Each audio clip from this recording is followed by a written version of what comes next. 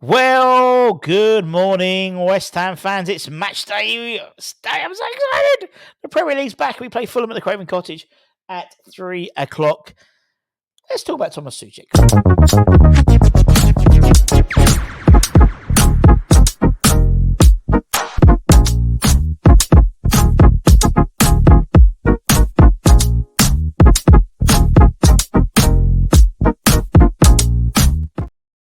So, anyway, hope you're well. We'll be doing the watch along for the Fulham game. Make sure you watch at half time as well, because we might do a little Russy B draw at half time as per usual. We'll get some signed stuff we can send to you, and maybe some guys from stuff from the Alloy Collectors as well, our channel, one of our channel partners. Now, the pretext to this video, I was in bed on Thursday night thinking about Tomas Soucek, which isn't a phrase I thought I would say.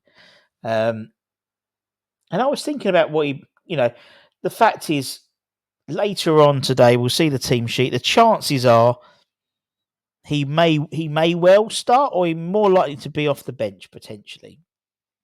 And even with someone like Carlos Soler coming in, his days maybe at West Ham are numbered. However, he has been a regular in the early stages of the Lopetegui side. He was a stalwart under David Moyes. He was a captain in the Czech Republic, and showed some real captainship over in Czechia. Obviously, they lost 4-1 to Georgia, and he was reported after the game, basically very very akin to Lucas Neal summoning the side together before the Great Escape, and saying that Alan Kerbishley could he not come in to the meeting. He did the same thing apparently after the game in the dressing room against Georgia, and showed some real bottle, and actually grabbed the winner in the international game, the preceding international game, almost having like a point to prove. And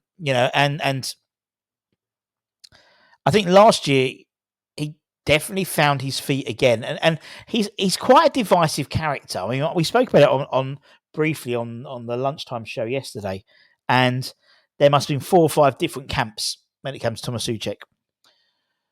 He's useless. He's underappreciated.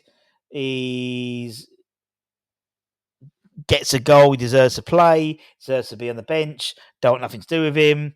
That's sort of generally the way he became. And particularly in the first couple of years of his time at West Ham, he became the guy that we relied on to grab a last minute goal.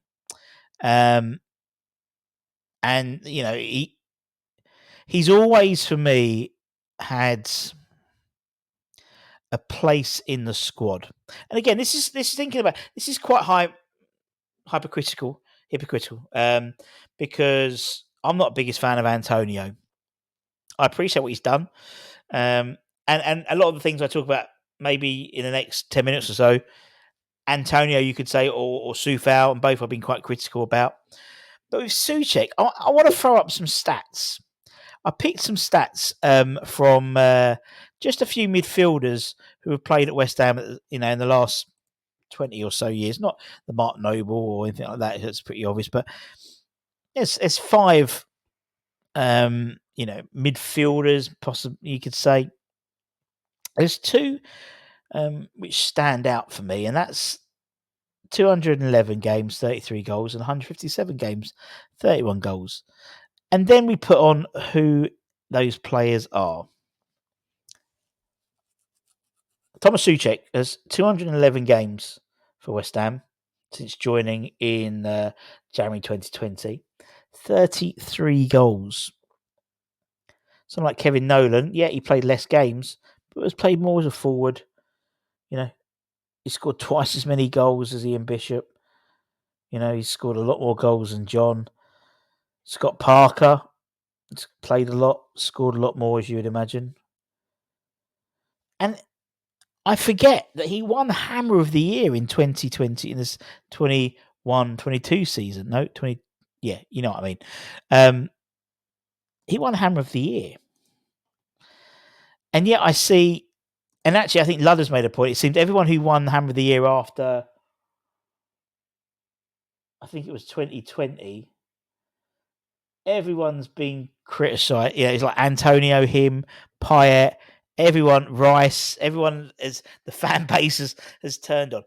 But I think we're I think we're going to I think Soucek's one of these players. I think in 10, 15 years' time, I think we'll look back on and think, he gave his all.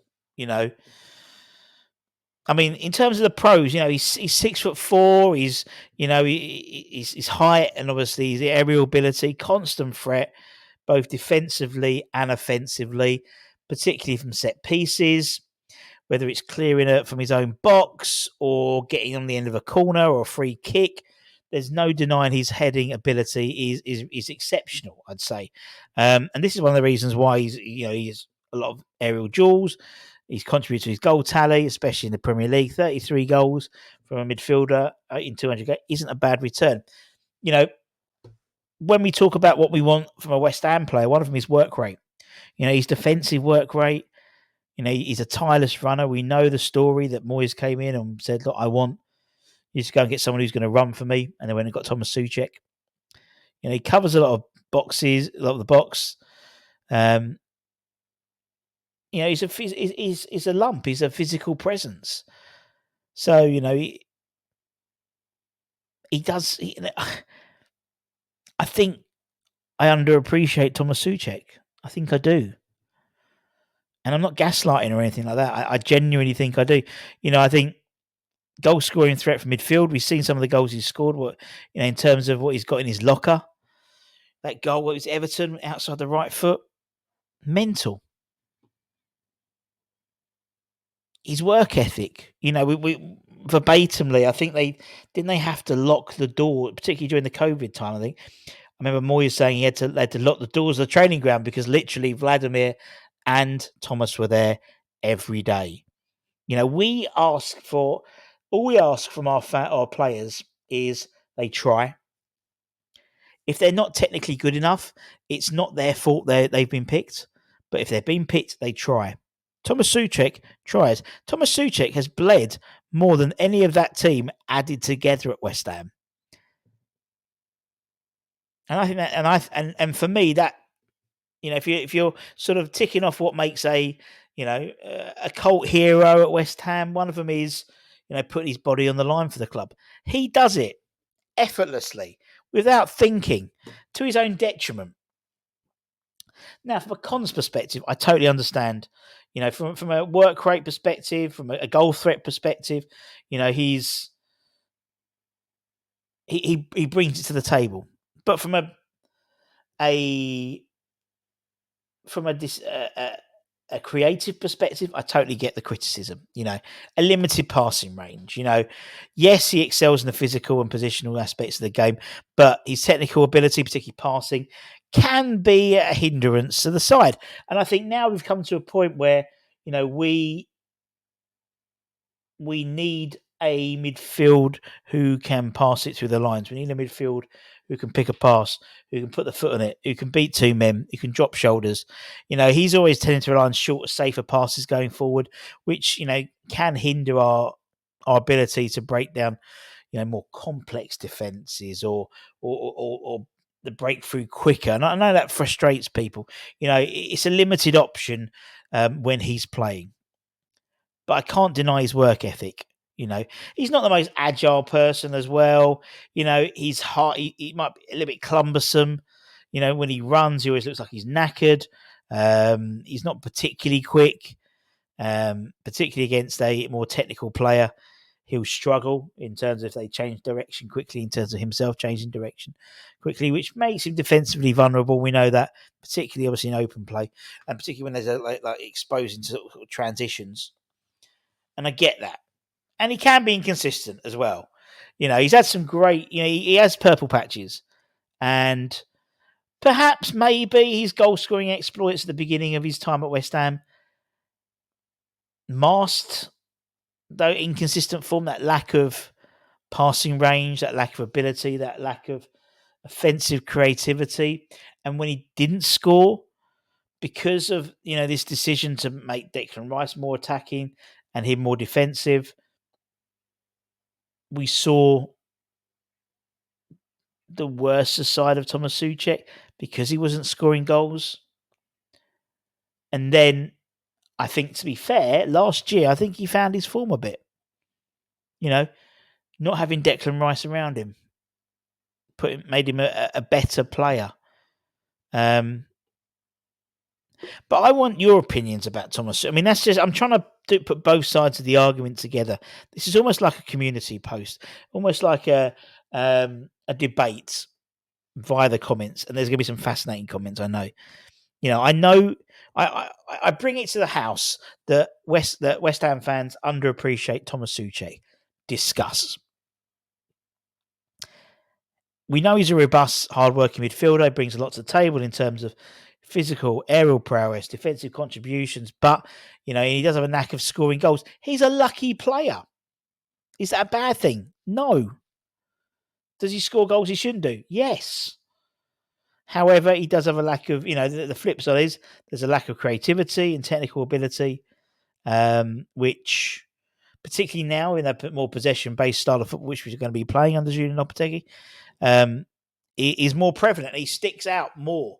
But the fact is, even though he stuck out, Lopetegui was still playing him. Despite the fact that he'd seen him, he'd seen him sort of pre-season and stuff like that. He'd been scouting West Ham for months before joining. He still put Tomas Soucek in the side. And I don't know where my train of thought is going with that, but he's still putting him in there. I want you to comment. I want you to give me your thoughts. I think I underappreciate Tomas Soucek. And I'm putting my head outside the parapet a little bit. Now, I'm not saying now, what I'm saying is I underappreciate him, but despite that, I don't want him to start against Fulham because of the cons. I don't think the cons made as big an issue under David Moyes as it does under Julian Lopetegui. That's my point. That's the point I'm trying to make 12 minutes in. Now, it's not that case I don't like Tomas Soucek. I said the work rate I admire. The tenacity I admire. But now we're looking at, you look at the type of midfielder that Lopetegui's brought in. He's brought in Guido Rodriguez, who is or Stuyden's brought in Guido Rodriguez, who's more of a Busquets type player, classy on the ball. Carlos Soler, classy on the ball. That's the blueprint of the type of midfielder that Julien wants to play in his side. And that isn't Tomas Soucek. If anything, that was more James Ward-Prowse than Tomas Soucek. And James Ward-Prowse has gone out alone to Nottingham Forest and didn't get a look in under Lopetegui. But Soucek did. So maybe it's that knack and that luck of picking up a goal was enough to encourage him to be included in his sides. I don't know. Anyway, let me know in the comments what you think.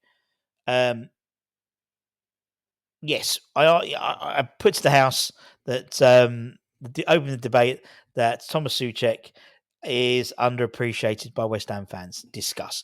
Not a gaslight at all, just my view. Anyway, see you later. Much love.